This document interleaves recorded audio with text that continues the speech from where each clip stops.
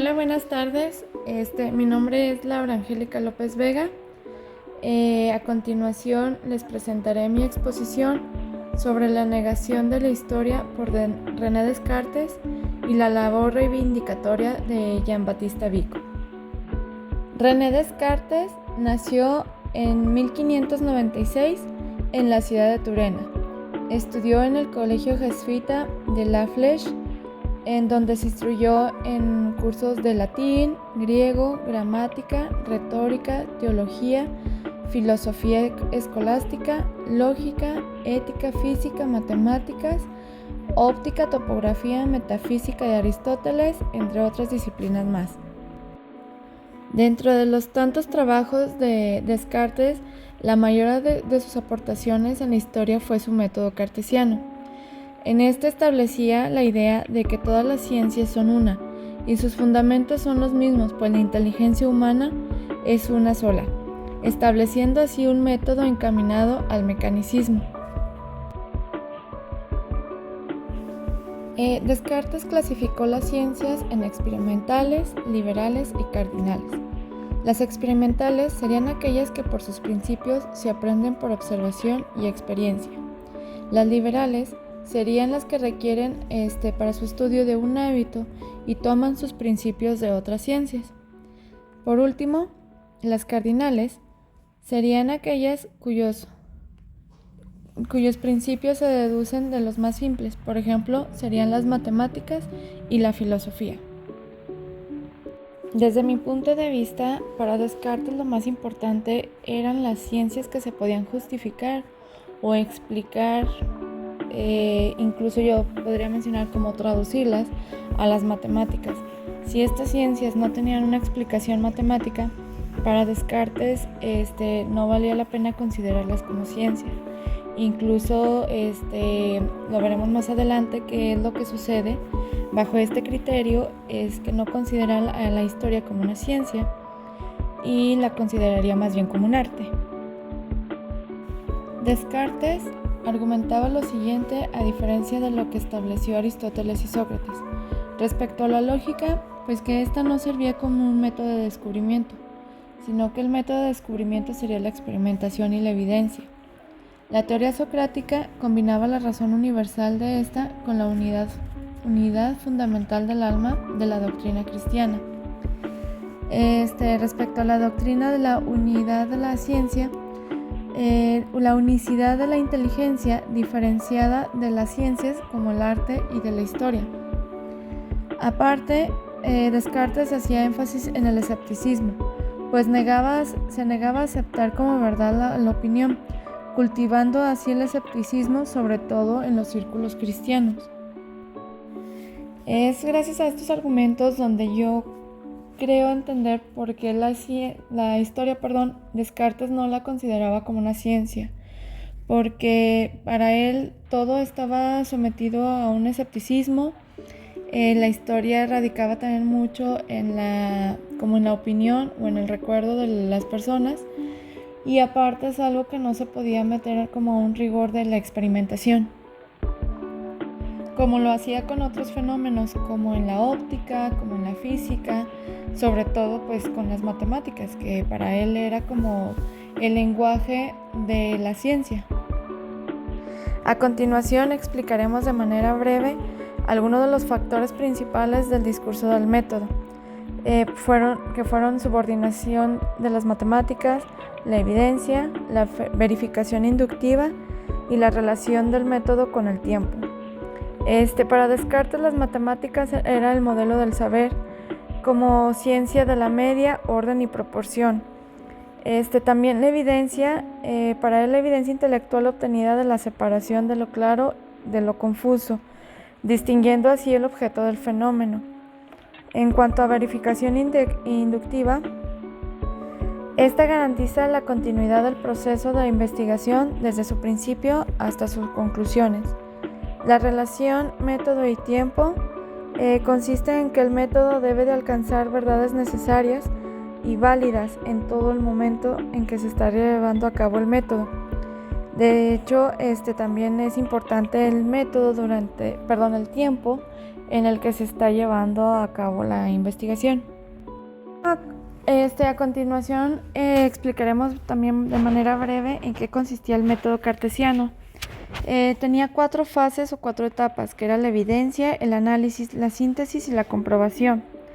En la evidencia, se trata de no admitir como verdadero cosa alguna a menos que ya contemos con alguna evidencia, se sepa lo que es y saber que no hay ocasión de ponerlo en duda. Es para esto lo que nos sirve la evidencia, sobre todo para ya no tener dudas al respecto.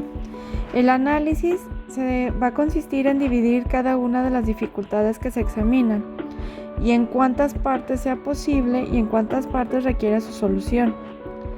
Respecto a la síntesis, es conducir ordenadamente los pensamientos desde los objetos más simples a los más difíciles, para así ascender al conocimiento de los compuestos. Y por último, se llega a la comprobación, que consiste en hacer los reencuentros tan integrales y las revisiones tan generales para no omitir nada. Para Descartes, el objetivo principal de la filosofía racionalista era convertir las ciencias en una sola exacta, cuyas verdades fueran tan exactas y explicativas como las matemáticas. Es bajo este principio o este pensamiento que podemos pensar que para Descartes la historia ni siquiera era candidata para contemplarla como una ciencia. De hecho, se menciona en el texto que la contemplaba como un arte. Sin embargo, dentro de esta revolución científica, es gracias a Voltaire que se implementa un nuevo término dentro de la historia, y es el de filosofía de la historia. Aquí, la filosofía de la historia del siglo XVIII le da un nuevo sentido a la historia, la vuelve más crítica e incluso científica, contrastando totalmente con el criterio de Descartes. Ahora es un tipo de pensar histórico donde el historiador decide por su cuenta que ya no solamente va a repetir los relatos, sino que le dará un nuevo sentido cada vez que se refiere a la historia.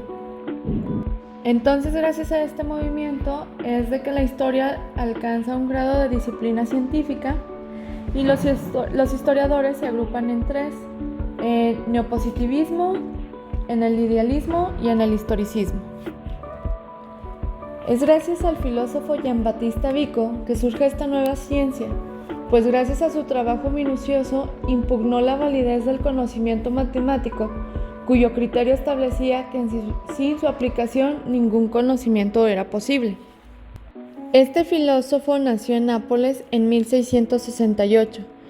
Vivió en una etapa de esplendor de su ciudad. Fue abogado y fue un personaje destacado de la revolución científica del siglo XVII, gracias a todas las obras que él escribió, sobre todo gracias a que implementó un método científico para la historia. Vico atacó el principio cartesiano que postulaba la idea clara y distinta como criterio de verdad. En cambio, encontró la doctrina del verum et factum convertuntur, el nuevo fundamento epistemológico del criterio de verdad, el cual sería la conveniencia de la verdad elaborada por el sujeto cognoscente con la estructura de la realidad. Con su obra La ciencia nueva, principios de una ciencia nueva relativa a la naturaleza común de las naciones, Vico se constituyó como una de las figuras más importantes en el nacimiento de la filosofía de la historia, pues fue él quien estableció los principios para que se elaborara el método histórico de una manera relativamente igual al método científico. Los argumentos del historiador fueron los siguientes. En primer lugar, se opuso al método cartesiano. Además, también consideró el principio que permite distinguir lo que puede conocerse de lo que no. Verut et factum, es decir, la correspondencia de los hechos con la verdad. Afirmaba que algo hecho por la mente humana es objeto de conocimiento humano. Además, el historiador es capaz de reconstruir en su mente el proceso por el que las cosas fueron humanamente creadas. Y por último, estableció normas metódicas para los periodos remotos. Acerca de los periodos remotos, buscaba ampliar el conocimiento de estos y estableció normas metódicas. La primera sostenía que ciertos periodos de la historia mostraban un carácter general que informaban los detalles particulares, cuyas características reaparecían en otros periodos históricos. De esta manera, dos periodos distintos podían tener la misma característica general. En segundo lugar, demostró que esos periodos históricos semejantes tendían a repetirse en un mismo orden. A cada periodo heroico seguiría un periodo clásico. A su vez, al periodo clásico le seguiría una decadencia o un estado de barbarie. Y por último, el tercer movimiento cíclico de la historia no es una pura rotación de fases iguales, sino que es el movimiento en espiral, más no en círculo. La historia jamás se repite, sino que retorna cada vez con nuevas fases.